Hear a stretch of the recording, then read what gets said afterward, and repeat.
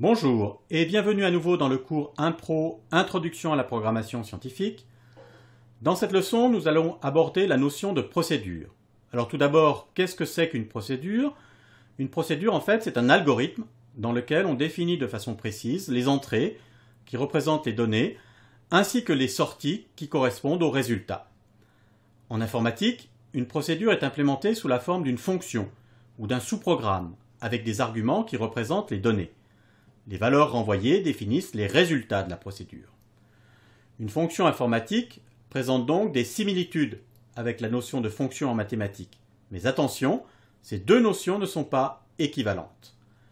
Cette notion de fonction va nous permettre aussi de définir une méthode de programmation que l'on appelle la programmation structurée.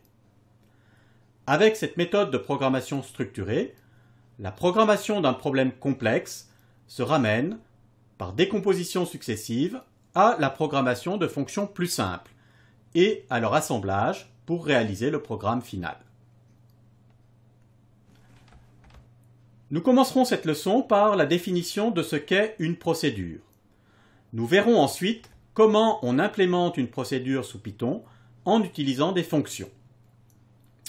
Nous traiterons ensuite des exemples en décomposant la partie algorithmique sous forme de procédure, puis l'implémentation sous forme de fonctions Python.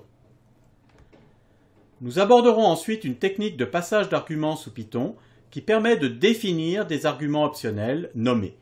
Nous montrerons l'intérêt de cette technique sur un exemple, la programmation de l'algorithme de Héron.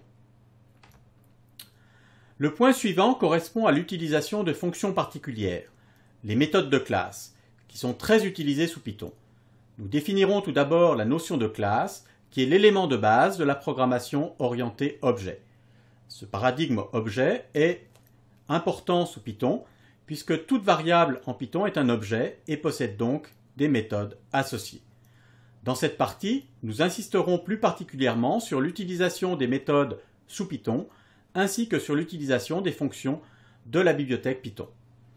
Nous terminerons cette leçon en donnant une méthode de programmation qui est la méthode de programmation structurée.